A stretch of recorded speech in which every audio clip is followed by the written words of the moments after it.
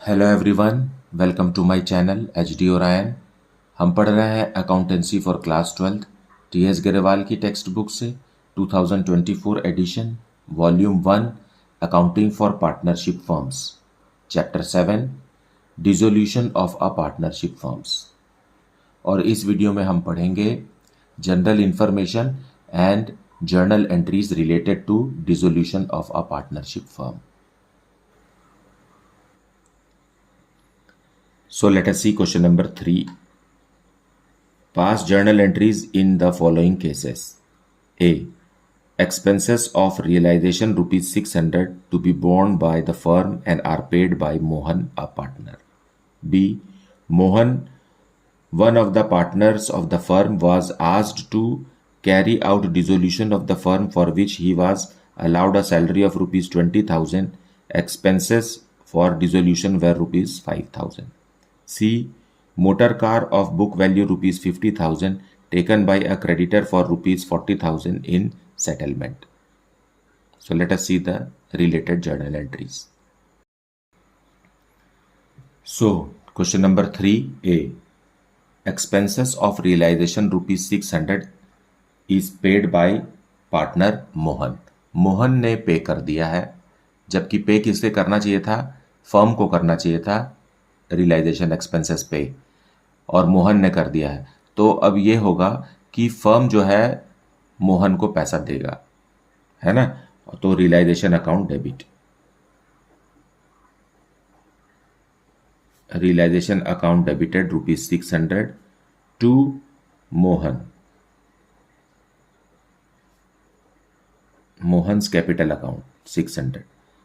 क्योंकि मोहन ने पैसा दे दिया तो मोहन के कैपिटल अकाउंट में अमाउंट ट्रांसफर कर रहे हैं, है ना। मोहन के कैपिटल अकाउंट को फर्म बढ़ा रही है। So being amount transferred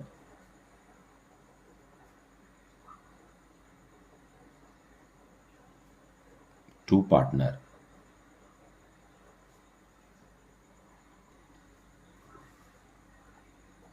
now point B, Mohan, one of the partners of the firm, was asked to carry out dissolution of the firm for which he was allowed a salary of rupees 20,000 and expenses for dissolution were rupees 5,000. So Mohan जो partner है उसे ही dissolving officer appoint किया गया है firm के द्वारा, और उसको सैलरी दी जानी है 20,000 रुपीज़। तो हम मोहन के फर्म जो क्या है मोहन के अकाउंट में 20,000 रुपीज़ ट्रांसफ़र कर देगी। Same entry we have to repeat. So realization account debited rupees 20,000 to Mohan's capital account.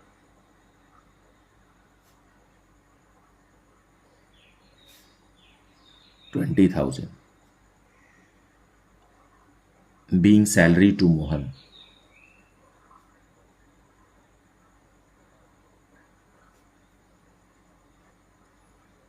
और आगे पॉइंट बी में लिखा है कि expenses for dissolution were rupees 5,000। सो ये 5,000 फर्म पे करेगी, है ना, क्योंकि लिखा तो नहीं है कि मोहन ने पे किया है। सो एज ए रिजल्ट हम इस 5,000 का भी पेमेंट करेंगे। ये भी बी ही है सेकेंड एंट्री। तो इसके लिए लिखेंगे realization account debited to bank. आपने मोहन को सैलरी दिया है, इसका ये मतलब नहीं है कि मोहन सारे खर्चे खुद ही उठा लेगा।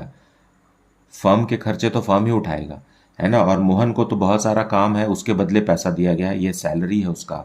फाइन, रियलाइजेशन एक्सपेंसेस उसको ट्रांसफर नहीं किया गया है। So being expense on realisation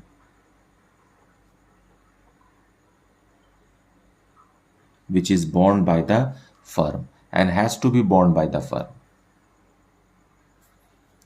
अब पॉइंट सी है।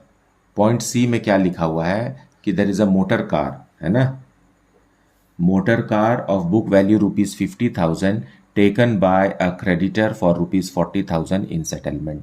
नाउ मोटर कार और क्रेडिटर दोनों ही फर्म के लास्ट बैलेंस शीट में है, मतलब these are the recorded assets and liabilities. तो उन्हें सबसे पहले क्या किया जाना है, रियलाइजेशन अकाउंट में ट्रांसफर करना है। मोटर कार को रियलाइजेशन अकाउंट के डेबिट में और क्रेडिटर्स को रियलाइजेशन अकाउंट के क्रेडिट में। और ये दोनों ही आपस में सेटल हो रहे हैं, तो इसकी कोई भी जर्नल एंट्री और करने की ज़रूरत नहीं है ना, क्योंकि हम पहले ही दो एंट्री कर चुके हैं।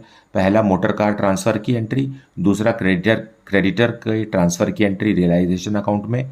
तो अब हमें इनके आपस में सेटलमेंट की कोई भी जर्नल एंट्री करने की ज़रूरत नहीं है, क्योंकि दोनों ही रियलाइजेशन अकाउंट में अवेलेबल है ना। और 50,000 रुपीज़ के मोटर कार को 40,000 रुपीज़ के क्रेडिटर को दे दिया गया, और डिफरेंस जो अमाउंट है उसकी भी कोई जर्नल एंट्री करने की ज़रूरत नहीं है, वो मिलजुल करके गेन या लॉस ऑन रियलाइजेशन अकाउंट में आ ही जाएगा, तो उसके लिए भी आपको चिंता करने की ज़रूरत नहीं है।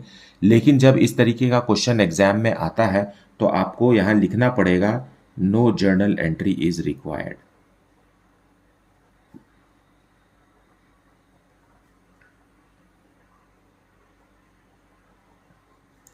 फाइन, आपको ये स्टेटमेंट लिखना चाहिए ताकि जो इवैल्यूएटर है एग्जाम में जो आपकी कॉपी चेक कर रहे हैं उनको पता रहे कि आपको मालूम है कि यहाँ पर जर्नल एंट्री नहीं करना है। अगर आप इसे छोड़ देते हैं तो हो सकता है कि आपको मार्क्स ना मिले, लेकिन आप इसको see no journal entry is required अगर आप इस तरीके से लिखते हैं तो आपको मार्क्स मिलेगा ही मिलेगा, और यहाँ जर्नल एंट्री की कोई आवश्यकता नहीं है, क्योंकि एसेट्स और लायबिलिटीज़ दोनों ही रियलाइजेशन अकाउंट में ट्रांसफ़र किए गए हैं, है ना। इनका वैल्यू कम ज़्यादा है तो डिफरेंस की भी कोई जर्नल एंट्री करने की ज़रूरत नहीं है। Now let us see question number 4। Pass journal entries for the following. Realization expenses of rupees 10,000 were to be borne by Raman, a partner, but were paid by the firm. Mahesh, a partner, was paid rupees 25,000 and he was to bear the expenses. Suresh, a partner, was paid rupees 20,000 and he was to bear the expenses.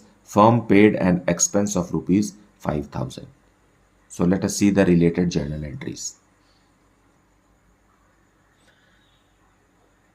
So solution 4A, realization expenses of rupees 10,000 were to be borne by a partner Raman but were paid by the firm. देखिए, रमन को खर्चा करना चाहिए था लेकिन firm ने पे कर दिया है। इसका मतलब ये है कि रमन के बदले जो फर्म ने खर्चा किया है वो फर्म रमन से वसूल लेगा, है ना। तो किसी भी पार्टनर से वसूलना, फर्म के द्वारा वसूलना मतलब उसके कैपिटल अकाउंट को डेबिट करना, ठीक है। और फर्म जब अमाउंट देती है पार्टनर को तो पार्टनर के कैपिटल अकाउंट को क्रेडिट करती है। अभी यहाँ फर्म को रिसीव लेना है, वापस पैसा लेना है रमन से, तो उसके कैपिटल अकाउंट को वो डेबिट करेगी। सो रमन्स कैपिटल अकाउंट डेबिटेड। कितना रुपए वसूल करना है फर्म को? 10,000 रुपीज वसूल करना है, तो ये पार्टनर का कैपिटल अकाउंट तो डेबिट हो गया। तो क्रेडिट क्या होगा? क्रेडिट होगा बैंक अकाउंट। इसलिए बैंक अकाउंट क्रेडिट होगा क्योंकि क्वेश्चन में लिखा है amount were paid by the firm, तो बैंक अकाउंट का क्रेडिट होना तो वाजिब है क्योंकि फर्म के बैंक अकाउंट से पैसा चला गया। कितना चला गया? 10,000 रुपीज, है ना। और हमने रमन के कैपिटल अकाउंट को डेबिट करके कम कर दिया। देखिए, लायबिलिटी को हमेशा डेबिट करके कम किया जाता है ना। तो रमन का जो भी अमाउंट बन रहा हो, 1,00,000 2,00,000, उसमें से हमने 10,000 कम कर दिया, मतलब फर्म ने अमाउंट वसूल लिया रमन से, और फर्म के बैंक अकाउंट से भी पैसा माइनस हो गया क्योंकि साफ साफ लिखा है कि firm paid the amount, being amount paid by firm on behalf of Raman, a partner. Now B. Mahesh, a partner, was paid rupees 25,000 by the firm and he was to bear all the expenses. मतलब महेश को firm ने 25,000 rupees transfer कर दिए और बोले कि भाई आप सारा खर्चा तुम ही देखो, और खर्चा कितना हुआ इसके बारे में कुछ नहीं लिखा है तो हमें उसकी एंट्री नहीं करना है, लेकिन फर्म ने जो अमाउंट महेश को दिया है उसकी एंट्री हमें यहाँ करना है, और ये खर्चे से रिलेटेड है इसलिए रियलाइजेशन अकाउंट डेबिट होगा। सो रियलाइजेशन अकाउंट डेबिटेड। कितना रुपए ट्रांसफर किया? 25,000 रुपीज। कहाँ ट्रांसफर किया? रमन को, महेश को।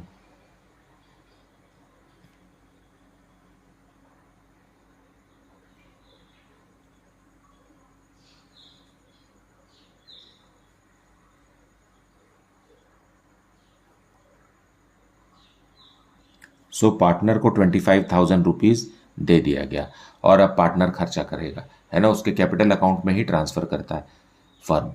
हमेशा इस बात को याद रखिए कि फर्म अगर कोई भी अमाउंट पार्टनर को देता है तो उसके कैपिटल अकाउंट के माध्यम से उसे क्रेडिट करके, और अगर लेता है फर्म वापस पार्टनर से तो उसके कैपिटल अकाउंट को डेबिट करके। सो यहाँ फर्म ने कैपिटल अकाउंट बढ़ा दिया महेश का, मतलब महेश को अमाउंट अलॉट कर दिया।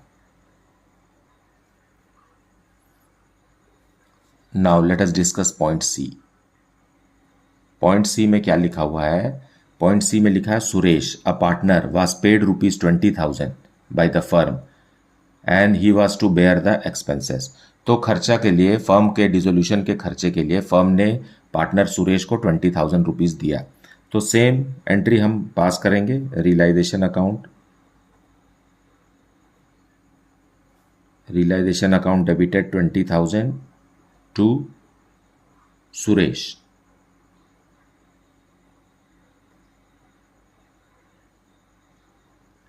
फर्म ने 20,000 रुपीज़ सुरेश के कैपिटल अकाउंट में ट्रांसफ़र कर दिया और बोला कि भाई डिसोल्यूशन से रिलेटेड सारे एक्सपेंसेस अब आपको करने हैं।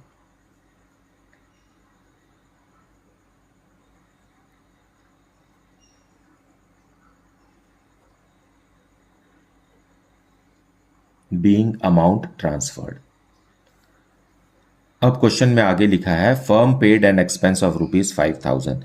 पहले ही फर्म सुरेश को 20,000 रुपीज़ ट्रांसफ़र कर चुकी है एक्सपेंसेस के लिए, लेकिन इसके बावजूद भी ऐसे सर्कमस्टेंसेस बने फर्म के लिए कि फर्म को 5,000 रुपीज़ का एक्सपेंस करना पड़ गया। इसका मतलब यह है कि फर्म को 5,000 रुपीज़ का एक्सपेंस नहीं करना चाहिए था, क्योंकि सुरेश को ये एक्सपेंस करना था। तो फर्म क्या करेगी? अब सुरेश से वसूलेगी। तो सुरेश से ले लीजिए। तो सुरेश कैपिटल अकाउंट डेबिटेड,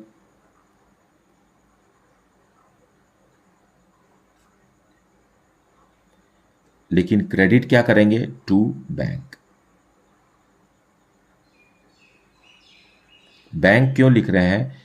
क्योंकि फर्म के बैंक अकाउंट से पैसा जा चुका है और फर्म उसको कंपनसेट कहाँ से कर रही है? सुरेश के कैपिटल अकाउंट से कंपनसेट कर रही है, क्योंकि सुरेश को पहले ही 20,000 रुपीज़ खर्चे के लिए दिया जा चुका है।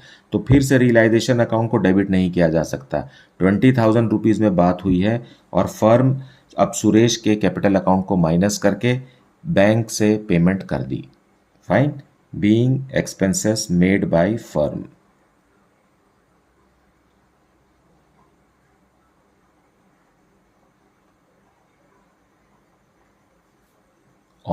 on behalf of Suresh.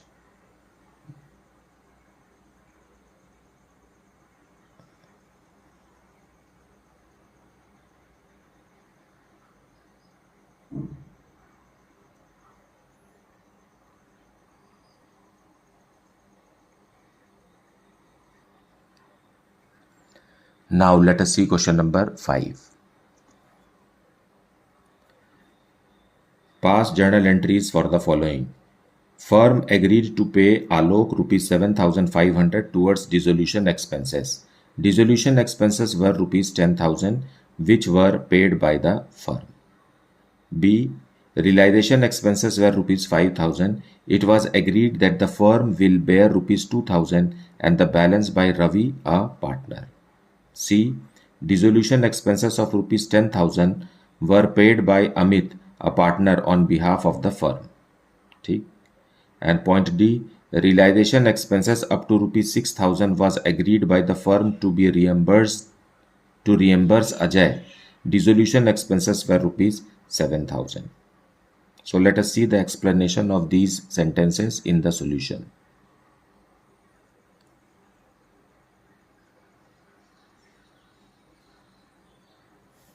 Question number 5A. Firm agreed to pay Alok ₹7,500 towards dissolution expenses. अब यहाँ ये तो नहीं लिखा हुआ है कि आलोक इज अ पार्टनर, है ना, ऐसा फ्रेम नहीं करना चाहिए क्वेश्चन। अब हम इसे मानते हुए कि आलोक इज अ पार्टनर, ये हम एंट्री करेंगे। सो फर्म पार्टनर आलोक को 7,500 रुपीज़ दे रही है एक्सपेंसेस के लिए, तो उसके लिए realization account debited. Realization account debited to Alok's capital account ₹7,500। अब मतलब एक तरीके से आलोक को काम सौंप दिया गया है कि आपको डिसोल्यूशन के एक्सपेंसेस आप ही को बेयर करने हैं, ये लीजिए ₹7,500। अब आलोक को इतने ही रुपए में उसे करना है। बीइंग अमाउंट ट्रांसफर्ड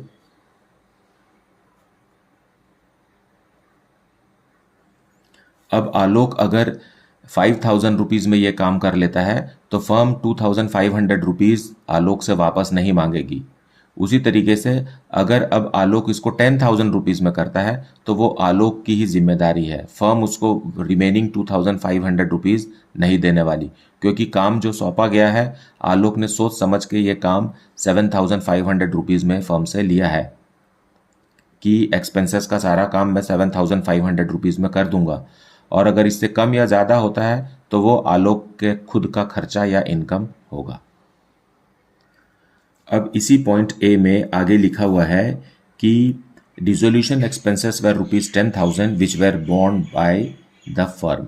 अब ये एक्सपेंसेस तो आलोक को बेयर करना चाहिए था, लेकिन फर्म ने उसे बेयर कर किया है तो फर्म आलोक से रिसीव वसूलेगी। सो आलोक्स कैपिटल अकाउंट डेबिटेड,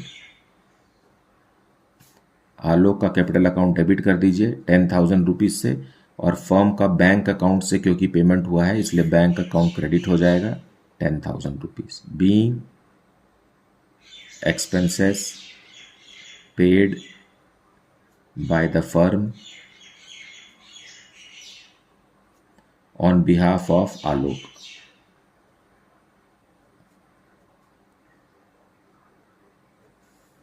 देखिए नरेशन लिखना बहुत ज़रूरी है। नरेशन अगर आप नहीं लिखते हैं तो आपके कुछ मार्क्स कट जाएंगे, और narration is a part of journal entry, so one should not skip this. Now point B, let us discuss point B. Point B में क्या लिखा हुआ है? It is written that realization expenses were ₹5,000 and it was agreed that the firm will bear ₹2,000 and balance by a partner Ravi। So point B में realization expenses है ₹5,000 का, जिसमें से ₹2,000 फर्म बेयर करेगी, तो रियलाइजेशन अकाउंट डेबिट करेंगे हम। Realisation account उतने से ही डेबिट होगा जितना फर्म बेयर करेगी, तो firm is ready to bear only ₹2,000। Fine. और बाकी को कौन बेयर करेगा? बाकी को पार्टनर बेयर करेगा रवि, सो उसके लिए रवि को कर, रवीज कैपिटल अकाउंट डेबिटेड 3,000, और एक्सपेंसेस कितने थे? 5,000 के, सो टू बैंक या कैश अकाउंट लिख सकते हैं।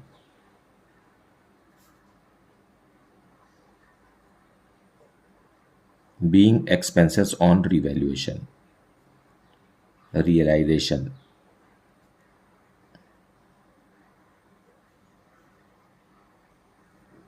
Now point C, point C में लिखा हुआ है कि dissolution expenses of ₹10,000 were paid by partner Amit on behalf of the firm. Pay तो करना चाहिए था फर्म को, लेकिन अमित ने दे दिया है, तो ये फर्म अमित को अब वापस करेगी पैसा। फाइन। सो पॉइंट सी, तो उसके लिए हमें रियलाइजेशन अकाउंट डेबिट,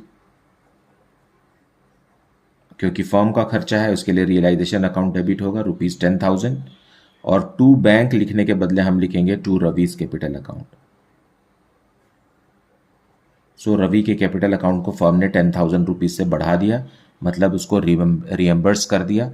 और बैंक अकाउंट हम यहाँ इसलिए नहीं लिखेंगे क्योंकि फर्म के बैंक अकाउंट से पैसा नहीं गया है, रवि के पर्सनल बैंक अकाउंट से पैसा निकला है ना, तो यहाँ बैंक अकाउंट लिखने का कोई मतलब नहीं है।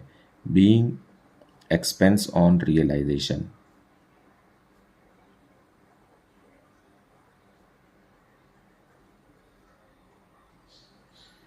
Now point D, realization expenses up to ₹6,000 was agreed by the firm to reimburse Ajay and dissolution expenses were ₹7,000।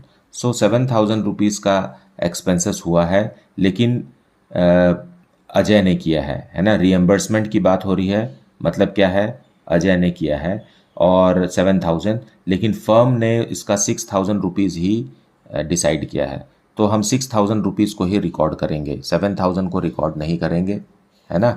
जितना फर्म एक्सेप्ट करती है एक्सपेंसेस उतने का ही रिकॉर्ड यहाँ करना है। So realisation account debited, fine.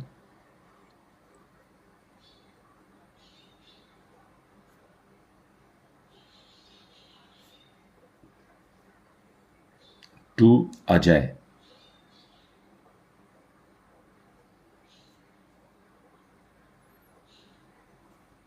हालांकि अजय ने 7,000 रुपीज़ खर्च किया है, लेकिन फर्म ने सिर्फ 6,000 रुपीज़ ही एक्सेप्ट किया है, तो इतना ही अमाउंट अजय के कैपिटल अकाउंट में ट्रांसफ़र किया जाएगा।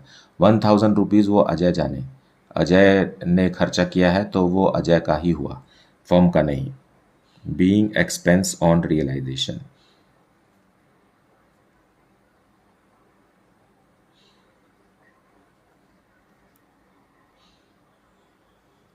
सो मुझे उम्मीद है कि आप वीडियो को अच्छे से देख रहे हैं और कॉन्सेप्ट को भी अच्छे से समझ रहे हैं। इसे समझना बहुत ज़रूरी है क्योंकि बहुत तरीके के सेंटेंसेस होते हैं जिनका जर्नल एंट्री करना आपको पड़ेगा। अगर आप कॉन्सेप्ट नहीं समझ रहे हैं तो आप जर्नल एंट्रीज में गलतियां कर सकते हैं। Now let us see question number 6। Pass necessary journal entries in the following cases. Creditors of rupees 85,000 accepted rupees 40,000 in cash and investment of rupees 43,000 in full settlement of their claim. Then, creditors were rupees 16,000. They accepted machinery valued rupees 18,000 in settlement of their claim. Then, creditors were rupees 90,000. They accepted building valued at rupees 1,20,000 and paid cash to the firm rupees 30,000. Let us see the explanation and solution next.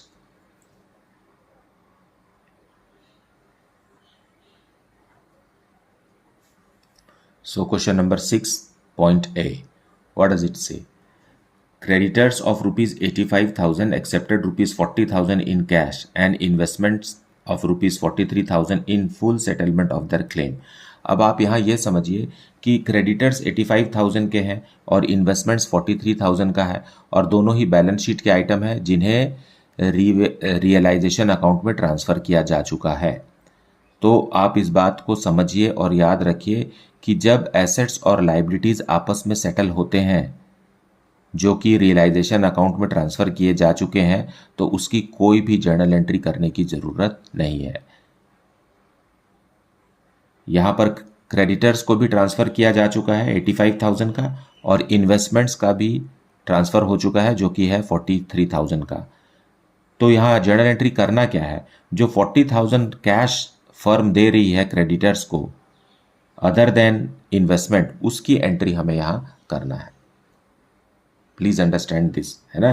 So realisation account debited to bank, क्योंकि firm payment कर रही है अपने bank account से 40,000 rupees.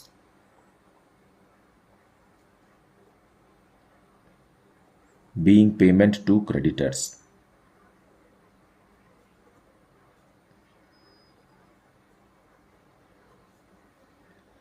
तो investment जो transfer हुआ है उसकी एंट्री नहीं होगी क्योंकि एक एसेट को लायबिलिटी के बीच में सेटल किया गया है। अब पॉइंट बी में देखिए क्या लिखा है। Creditors of rupees 16,000 they accepted machinery valued at rupees 18,000 in settlement of their claim. मतलब एक एसेट को एक लायबिलिटी के द्वारा ले लिया गया है और दोनों ही रिकॉर्डेड एसेट और लायबिलिटी है, क्योंकि अगर नहीं होते तो फर्म में तो क्वेश्चन में लिखा होता कि अनरिकॉर्डेड एसेट और अनरिकॉर्डेड लायबिलिटी है ना। तो क्रेडिटर भी रियलाइजेशन अकाउंट में ट्रांसफ़र हो चुका है और मशीनरी भी रियलाइजेशन अकाउंट में ट्रांसफ़र हो चुका है और दोनों एक दूसरे के अगेंस्ट सेटल हो रहे हैं, तो इसकी कोई भी जर्नल एंट्री करने की ज़रूरत नहीं है। यहाँ अमाउंट का डिफरेंस भी है 16,000 और 18,000, तो डिफरेंस अमाउंट की भी हमें जर्नल एंट्री करने की ज़रूरत नहीं है। वो गेन या लॉस ऑन रियलाइजेशन में इंक्लूड होके आ जाएगा, हमें उसकी डिफरेंस की एंट्री की जर्नल एंट्री करने की ज़रूरत नहीं है। लेकिन आपको आंसर में लिखना क्या है? No journal entry is required.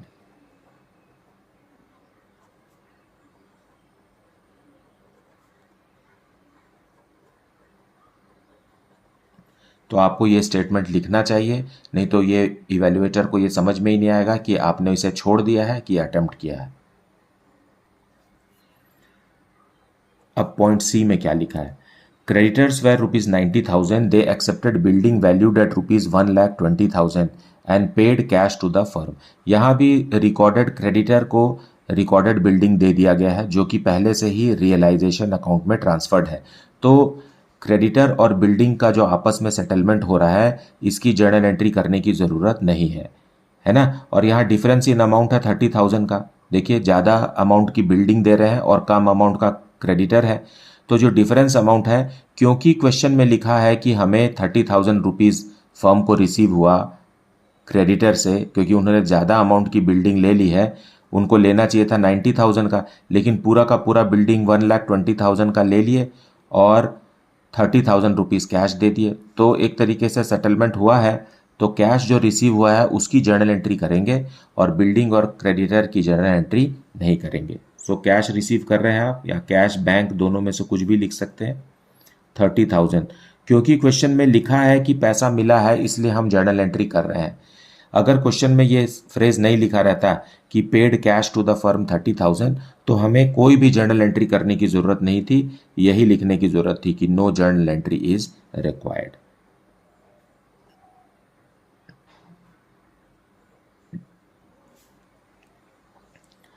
और सब तरीके का पैसा चाहे दिया जा रहा हो चाहे लिया जा रहा हो, आपको रियलाइजेशन अकाउंट के माध्यम से ही लेना है और देना है, क्योंकि सारे के सारे एसेट्स और लाइबिलिटीज़ को हमने रियलाइजेशन अकाउंट में ट्रांसफ़र करके क्लोज कर दिया है।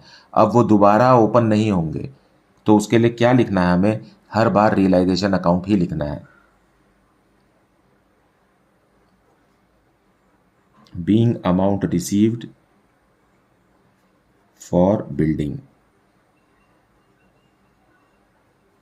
which was transferred to the creditors. So this is the journal entry and this is how you have to understand the concept. मुझे उम्मीद है आपने वीडियो को पूरा देखा है, अच्छे से देखा है, एक्सप्लेनेशन को भी सुना है, कॉन्सेप्ट को भी समझा है। अगर कुछ डाउट है then please put it in the comment section and don't forget to recommend this channel to your friends. अपने दोस्तों को बताइए इस चैनल के बारे में, उनको शेयर कीजिए ताकि वो भी अच्छे से पढ़ाई कर सकें। आपको वीडियो कैसा लगता है इसकी जानकारी भी मुझे कमेंट सेक्शन में दीजिए। साथ में ये भी बताइए कि आप किस शहर से इस वीडियो को देख रहे हैं। Thank you so much for liking, subscribing and sharing this channel. Thank you so much for watching this video.